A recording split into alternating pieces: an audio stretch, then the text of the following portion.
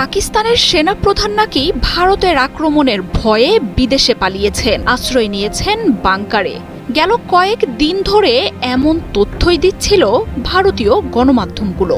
তবে সেসব উড়িয়ে দিয়ে এখন পাকিস্তানের সেনাপ্রধান জেনারেল অসীম মুনিরের এক ভিডিও সামনে এসেছে, যা দেখে উল্টো আতঙ্কে ভারত।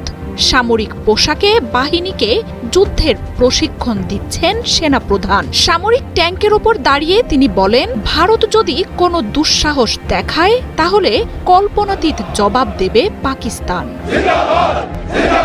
সামরিক ঘাঁটিতে উঠছে যুদ্ধ বিমান, ঘটছে শক্তিশালী বিস্ফোরণ। সামরিক যানে দ্রুত গতিতে সম্মুখ সারিতে অবস্থান নিচ্ছে যোদ্ধারা। কামান আর ট্যাঙ্ক থেকে শত্রুপক্ষকে লক্ষ্য করে ছোড়া হচ্ছে গোলা। ভারতের সাথে যুদ্ধের জন্য পাকিস্তানি বাহিনী যে পূর্ণাঙ্গ প্রস্তুতি শেষ করেছে তারই এমন এক ভয় ধরানো ভিডিও প্রকাশ করেছে শাহবাজ শরীফের দেশ।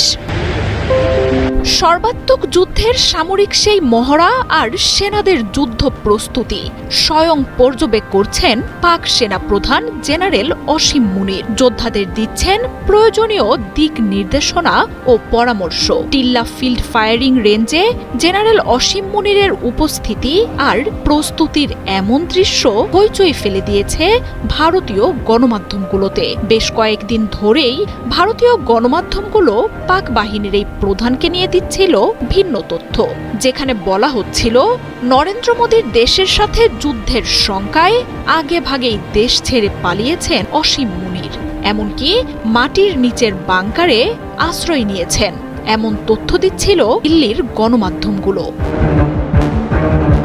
তবে ভারতীয় বাহিনী যখন হুমকি ধামকিতে ব্যস্ত, তখন সীমান্তে পৌঁছে গেছেন পাক বাহিনীর প্রধান। চিরশত্রু ভারতকে মোকাবিলায় নিজে প্রস্তুত করছেন বাহিনীকে। যুদ্ধের মহড়ার পর সাজোয়া যানের চূড়ায় ওঠে দিয়েছেন হাড় হিম করা হুঁশিয়ারি। জানান, ভারত যদি কোনো দুঃসাহস করে তাহলে বিদ্যুৎ গতিতে তার চূড়ান্ত জবাব দেয়া হবে।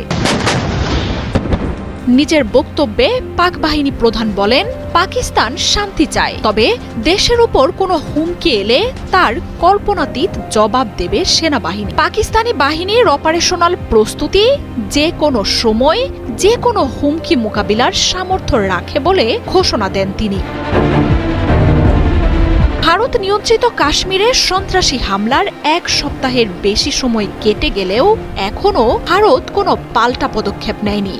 তবে যে কোনো সময় যে পাকিস্তানে হামলা হতে পারে সেই তথ্য দিচ্ছেন গোয়েন্দারা। শাহবাজ শরীফের সরকার বলছে পাকিস্তান প্রথমে আঘাত করবে না, তবে যদি আঘাত আসে হলে সাথে সাথেই তার জবাব দিতে সর্বাত্মক প্রস্তুত দেশটি।